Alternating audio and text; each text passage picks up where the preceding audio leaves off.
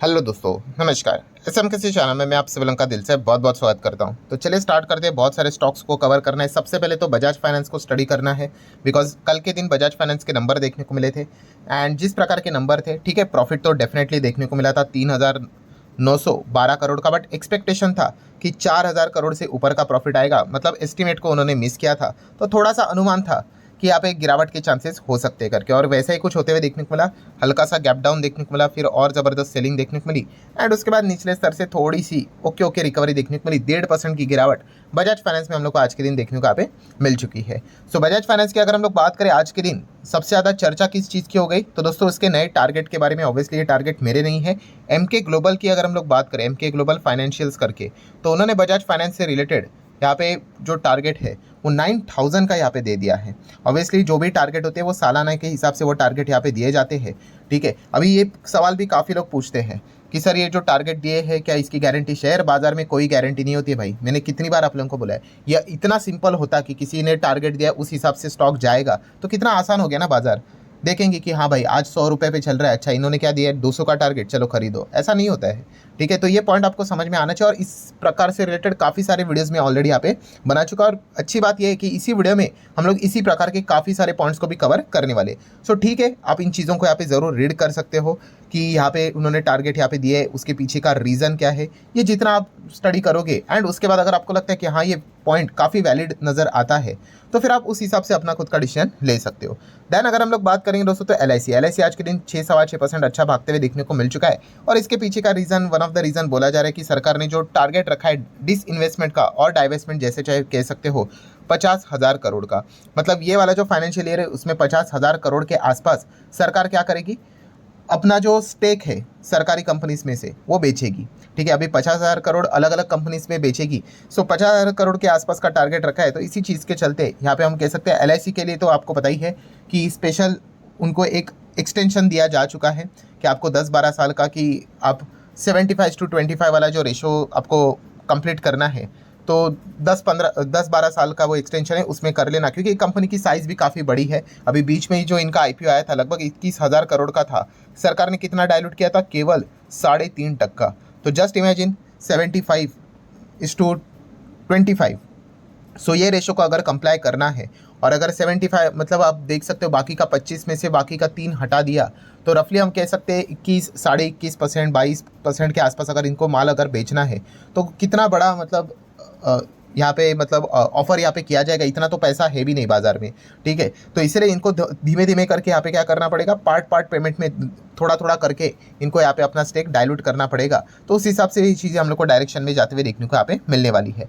Next अगर हम लोग बात करेंगे दोस्तों, तो KPIT technologies, yes KPIT tech literally ज़बरदस्त परफॉर्मेंस देखने को मिला है। इसके पहले के चारों जो इनके नंबर थे, ठीक है, इसके पहले जितने भी क्वार्टर के नंबर्स उन्होंने यहाँ पे दिखाए थे, जबरदस्त परफॉर्मेंस था। एस्टीमेट को भी बीट किया था। नॉर्मली कंपनी का क्या परफॉर्मेंस होता है, दिखता है प्रॉफिट होता है, बट एस्टीमेट को बीट करना काफ़ी टफ होता है, क्योंकि ओवर एक्सपेक्टेशन होते हैं ना। और ये कंपनी लगातार अच्छा करती जा रही, तो लगा था कि कभी तो इनके जो एक्सपेक्टेशन रहेंगे शॉर्ट टर्म वालों के, उसको कभी ना कभी तो मिस कर देगी। तो ऐसा बिल्कुल भी नहीं हो रहा है, लगातार कंपनी अच्छा परफॉर्मेंस यहाँ पे दे रही है, ठीक है। एंड आज की अगर हम लोग बात करें दोस्तों, टुडे की अगर हम लोग बात करें, नंबर्स जो यहाँ पे आए हैं कमाल के नंबर देखने को मिले, और अगेन कंपनी ने एस्टिमेट को बीट कर दिया। मतलब क्या ही परफॉर्मेंस चल रहा है, आप यहाँ पे देख सकते हो। अभी आएंगे हम लोग नंबर्स को रीड करेंगे, बट ये कंपनी क्यों ज़्यादा पॉपुलर हुई थी, फोकस में आई थी, ब्रोकर के चलते। आपको पता ही है अलग अलग ब्रोकर ने इससे रिलेटेड रिपोर्ट निकाली थी, ठीक है। किसी ने कहा था कि ये 40% गिरेगा, तो किसी ने कहा था 50% गिरेगा, किसी ने कहा था 30% गिरेगा। तो यही चीज़ है, जैसे अभी मैंने आप लोगों को जस्ट बताया कि किसी के ऊपर ब्लाइंडली ट्रस्ट करना नहीं होता है, उसके पीछे का रीज़न स्टडी करना होता है। अगर आपको लगता है कि हाँ वो रीज़न वैलिड है, तो आप अपने हिसाब से वो डिसीजन ले सकते हो। सो KPIT टेक की बात करें, इतने सारे रिपोर्ट्स निकले, बट स्टॉक आप देख सकते हो सिर्फ एक ही डायरेक्शन में हम लोग को ऊपर जाते हुए देखने को यहाँ पे मिल रहा है, लेफ्ट टू राइट। लगातार यहाँ पे ऊपर आप देख सकते हो, सालाना परफॉर्मेंस भी देख सकते हो, ठीक है। बीच बीच में रुकेगा, करेक्शंस भी आएंगे, वो तो पार्ट रहता ही है, बट ये देखिए लगातार तेजी हम लोग को देखने को यहाँ पे मिल रही है। अलग अलग जगह पे अलग अलग रिपोर्ट्स यहाँ पे सामने आए थे, बट स्टॉक की जर्नी हम लोग को रुकते हुए देखने को नहीं मिल रही। मतलब क्या है दोस्तों, ये चीज़ें प्रूव होते हुए देखने को मिल जाती है कि कंपनी के नंबर्स, जो क्वार्टरली जो रिजल्ट होते हैं, अर्निंग्स होते हैं, वो कितनी ज़्यादा इंपॉर्टेंट रोल प्ले करती है। देखिए, ठीक है, तेज़ी कैसे टिकती है। अगर आप इस प्रकार के नंबर्स दिखाते रहोगे तो स्टॉक अच्छा परफॉर्मेंस देते रहेगा। ठीक है, तो चार्ट पैटर्न ऐसा नहीं होता है कि चार्ट पैटर्न यहाँ तक चला गया मतलब ये ओवर वैल्यूड हो गया करके, ये बिल्कुल भी नहीं। ये एकदम बिगिनर लेवल की सोच है कि चार्ट पैटर्न भाग रहा है मतलब स्टॉक ओवर वैल्यूड हुआ, नहीं। वो उस लेवल पे रह के भी क्या रेवेन्यू जबरदस्त जनरेट कर पाएगा, क्या प्रॉफिट जनरेट कर पाएगा, क्या अर्निंग जनरेट कर पाएगा, एंड प्रीवियस रिकॉर्ड्स को तोड़कर और आगे बढ़ पाएगा।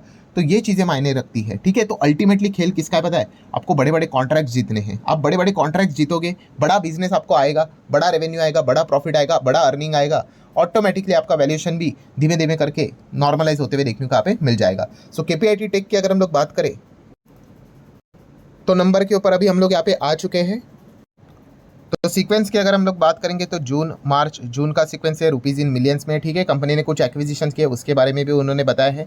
तो सबसे पहले टोटल इनकम देख सकते हैं 14,190, 13,000 के रेंज में, 11,000 के रेंज में, तो 11 का 14 हो गया, 13 का कितना हो गया, 14 के रेंज में आ गया। मतलब क्या है दोस्तों कि अगर आपका स्टॉक अगर ऐसा भाग रहा है, ठीक है, तो तेज़ी टिकने के लिए इस प्रकार के नंबर यहाँ पे लाना इंपॉर्टेंट चीज़ यहाँ पे रहती है। और इतना सिंपल भी नहीं होता है भाई। ठीक है, एक बार होता है, दो बार होता है, ये तो निरंतर कंसिस्टेंसी दिखा रहा है। तो यही सबसे बढ़िया बात हम लोग को देखने को मिल जाती है। तो इसलिए जब भी कॉन्ट्रैक्ट से रिलेटेड हम लोग को अनाउंसमेंट देखने को मिल जाती है कि कंपनी को बड़े बड़े कॉन्ट्रैक्ट्स मिले हैं, तो ये इंडिकेशन देता है कि भविष्य में भी क्या कर सकता है, अपने नंबर्स को इसी हिसाब से मेंटेन रख सकता है करके। ऑब्वियसली ये नंबर अभी तक पूरे नहीं पड़े हैं। टोटल एक्सपेंस देख सकते हो 11,11,9 के हिसाब से एक्सपेंस है। So income minus expenditure, profit या फिर लॉस मिलेगा। तो प्रॉफिट की अगर हम लोग बात करेंगे, चलो माइनस टैक्सेस करके पढ़ लेते हैं। तो फाइनल प्रॉफिट किधर चला गया, नीचे नीचे नीचे ही मिल गया। प्रॉफिट फॉर द पीरियड और द ईयर 2041, जो कि आप यहाँ पे देख सकते हो 3 महीने पहले था नियर बाय 1500, 1600, 1500 और उसके पहले 1300। सो 1344 हो गया 2000, 1659 हो गया 2000। तो क्या कमाल का परफॉर्मेंस है, आप अंदाजा लगा सकते हो। एंड ईपीएस देख सकते हो, ये अल्टीमेटली सबसे इंपॉर्टेंट चीज़ यहाँ पे होती है। ठीक है, तो अर्निंग देख सकते हैं 7.53, 6.06 एंड 4.95। तो 4.95 कितना हो गया, 7.53 एंड 6 कितना हो गया, 7.5 के आसपास। तो क्या शानदार अर्निंग्स हम लोग को ग्रो होते हुए देखने को यहाँ पे मिल चुकी है। ठीक है, तो यही इंपॉर्टेंट चीज़ यहाँ पे होती है। अभी अगले क्वार्टर की भी अगर हम लोग बात करें तो क्या कंपनी का शेयर ऐसे नीचे गिरेगा, डिपेंड करता है भाई आप नंबर कैसे दिखा रहे हो। ठीक है, इससे रिलेटेड मैंने काफ़ी बार आप लोगों को ये लेक्चर यहाँ पे दिया है, हमेशा ये चीज़ें सिखा के रखी हुई है। और कौन सा बेस्ट एग्जाम्पल मैंने दिया था, येस बैंक से रिलेटेड। येस बैंक से रिलेटेड भी मैंने आप लोगों को यही बताया था कि काफ़ी सारे लोग कहते हैं अरे सर आप येस बैंक के खिलाफ क्यों। अरे भाई मैं थोड़ी ना उसका दुश्मन हूँ, खिलाफ विलाफ में कुछ नहीं हूँ। मैं जस्ट आपको बता रहा हूँ कि जो भी चीज़ें ऊपर रहती है किसी भी स्टॉक की अगर हम लोग बात करें, ठीक है, तो वहाँ से ऊपर जाएगी या नीचे जाएगी वो डिपेंड करता है कंपनी का रिजल्ट कैसे रहेगा। और रिजल्ट एक बार का नहीं होता है, कंसिस्टेंसी मैटर करती है। ठीक है, तो ये पॉइंट पता होना चाहिए। येस बैंक का सबसे बड़ा प्रॉब्लम ये है कि वो कंसिस्टेंसी लगातार रखने में फेल हो जाता है। अगर वो लगातार कंसिस्टेंसी रखेगा, धीमे धीमे करके वो ऊपर जाएगा। अरे खुद बड़े प्लेयर्स आके वहाँ पे माल खरीद के वो बैठ जाएंगे। ठीक है, बट अगर वो कंसिस्टेंसी नहीं दिखाएगा, खराब नंबर दिखा देगा, तो वापस क्या हो जाते हैं, फिर बड़े प्लेयर्स अपना माल बेचना स्टार्ट करते एंड फिर वापस प्रेशर आना स्टार्ट हो जाता है। तो यही चीज़ होती है। अभी केपीआईटी टेक भी ऐसा नहीं कि हमेशा ऊपर ही भागते रहेगा।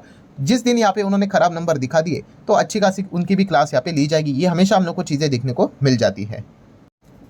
देन अगर हम लोग बात करेंगे दोस्तों तो एवेन्यू सुपरमार्ट, डीमार्ट, ठीक है, कल के दिन हम लोगों ने देख लिया कि सैलरीड क्लास के लिए जो न्यू टैक्स रिजिम में जाएंगे भाई, तो उनके लिए लगभग 17,500 के आसपास की बचत होगी सालाना। तो उस हिसाब से अगर देखा गया तो एफएमसीजी सेक्टर भागा था, तो रिटेल सेगमेंट से रिलेटेड भी जो कंपनियां रहेगी उनको भी थोड़ा बहुत बेनिफिट यहाँ पे मिलेगा। जस्ट एक सेंटिमेंटल पॉइंट था जो कि कवर यहाँ पे मैं कर चुका हूँ। देन एमटीएनएल की अगर हम लोग बात करेंगे, जब से बीएसएनएल की खबर देखने को मिली है, ये फॉर्म में देखने को यहाँ पे मिल रहा है। बट येस, इन कंपनीज के अर्निंग्स में हम लोग को कोई बदलाव होते हुए देखने को नहीं मिलता है।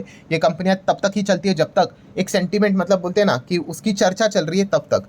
ठीक है, तेजी टिकने के लिए क्या चाहिए, नंबर चाहिए। और इनके नंबर्स तो कई से भी हम लोग को अच्छे देखने को नहीं मिलते। पूरी तरीके से तबाह वाली कंपनी है, तो फिर भी क्यों भाग रही है। जैसे मैंने बोला ना, ये सारी चीज़ें बुल रन में देखने को मिल जाती है। बुल रन मतलब मार्केट टॉप पे होता है ना, तो ये होता रहता है। ठीक है, तो ये पॉइंट आपको पता होना चाहिए। इसका बेस्ट एग्जांपल टीटीएमएल भी है। ठीक है, टीटीएमएल अगर आप 5 साल का डेटा देखोगे, दिख रहा है आपको, ये वाला भी कौन सा सीनियर था, कोविड वाला, आपको याद है ना, लगातार भाग रहा था। ऐसा कौन सी जड़ी बूटी उन्होंने यहाँ पे दिखा दी थी कि भाग रहा है करके, बस सेंटीमेंट अच्छा था, भाग रहा था। बट क्या वो तेजी टिक पाएगी, नहीं। जब भी बाजार का मूड खराब होगा तो ये ऑटोमेटिकली नीचे आना तय ही था। क्यों नीचे आना तय था, क्योंकि उनके नंबर्स ही नहीं थे।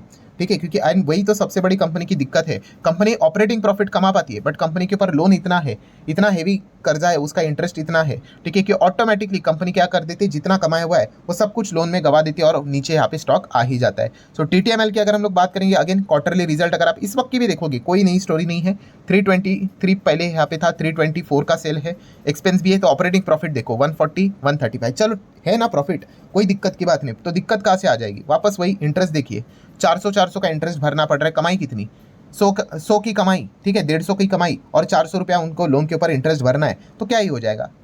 वही हो जाएगा जो अब तक हो रहा है, लगातार कंपनी लॉस में देखने को यहाँ पे मिल रही है। सो वापस वही चीज़ स्टार्ट हो जाएगी। तो फिर यहाँ पे तेज़ी क्यों? तो तेज़ी जैसे आपको बताया ना, बुल रन रहता है, सेंटीमेंट रहता है, बाजार में खबरों की चर्चा चलती रहती है बीएसएनएल से रिलेटेड, तो तब तक वो चीज़ें चलती रहती है, ठीक है। इसमें टाइमिंग इंपॉर्टेंट है। टाइमिंग मतलब कैसा होता है कि अगर ये वाले जो स्टॉक होते हैं ना, फंडामेंटली वीक होते हैं, इनमें जिसका टाइमिंग सही गया वो यहाँ पे पैसा कमा लेता है, जिसका टाइम गलत, मान लीजिए किसी ने तो खरीदा होगा यहाँ पे, ठीक है, उसका टाइम गलत गया होगा, किस प्रकार से स्टॉक नीचे आया होगा, क्या भयंकर उसको नुकसान हुआ होगा, तो इस प्रकार की चीज़ें हम लोग को देखने को यहाँ पे मिल जाती है। देन अगर हम लोग बात करेंगे बीएससी में अच्छी तेज़ी देखने को यहाँ पे मिल चुकी है। आज के दिन 8.5% से भी ज़्यादा तेज़ यहाँ पे हुआ है। इनके ऊपर एक लटकती हुई तलवार थी कल के दिन, जो हम लोग को एक थोड़ी सी वाइप आउट होते हुए देखने को मिल चुके हैं एफएनओ से रिलेटेड, कि सरकार यहाँ पे 30% टैक्स लगाएगा, या फिर इसको स्पेकुलेटिव ट्रेड कर सकता है, लॉटरी ट्रेड कर सकता है, या फिर क्रिप्टो के हिसाब से। अगर ऐसा होता तो एफएनओ के वॉल्यूम अगर गिरेंगे तो बीएससी की तो कमाई उसी के हिसाब से होती थी, तो वो रुक सकती थी, बट ऐसा नहीं हुआ। तो इसके लिए एक अच्छी बात है, जो कि आज के दिन हम लोग को तेज़ी के फॉर्म में भी देखने को मिली। इरेडा की बात करेंगे तो कल के दिन इरेडा के लिए भी एंड हुडको के लिए भी थोड़ा सा डिसअपॉइंटमेंट वाला था, बिकॉज सेक्शन 54 इसी में उनका इंक्लूजन नहीं हुआ, ठीक है। बट उसके बाद आज के दिन की अगर हम लोग बात करें तो अच्छी तेजी हम लोग को देखने को यहाँ पे मिल चुकी है। अगेन उसके पीछे का रीजन ब्रोकर ही हम लोग को देखने को यहाँ पे मिल रहा है। अभी रिसेंटली हम लोगों ने देखा था इरेडा का शेयर जबरदस्त यहाँ पे गिरा था, उसके पीछे का रीजन है फिलिप कैपिटल ने कहा था भाई कि ये 56% गिरेगा करके टॉप लेवल से। अभी एक ऐसा ही और ब्रोकर सामने आते हुए देखने को मिल चुका है, जिसका नाम है आईसीआईसीआई डायरेक्ट की। अगर हम लोग बात करें तो उन्होंने बताया कि ये 22% यहाँ पे भाग सकता है करके, उन्होंने बाई की कॉलिंग दी है, 330 तक का टारगेट उन्होंने यहाँ पे बताया है। सो डेफिनेटली इसी चीज़ के चलते हम लोग को ये ब्रोकर लेवल की जो फाइटिंग यहाँ पे रहती है, इसी चीज़ के चलते स्टॉक कितनी बार भागता भी है और गिरता भी है। तो ऑब्वियसली हम लोगों ने किसी के ऊपर भी ब्लाइंडली ट्रस्ट करना नहीं होता है। इतने सारे एग्जांपल देख लिए, केपीआईटी टेक तो इसका one of the best example देखने को यहाँ पे मिल जाता है। बट येस, खुद से स्टडी आप लोगों ने यहाँ पे जरूर करनी चाहिए। तो आशा करता हूँ वीडियो हेल्पफुल लगा होगा, तो चाहो तो आप इसको लाइक एंड शेयर कर सकते हो। मिलते हैं नेक्स्ट वीडियो में, तब तक के लिए बाय बाय।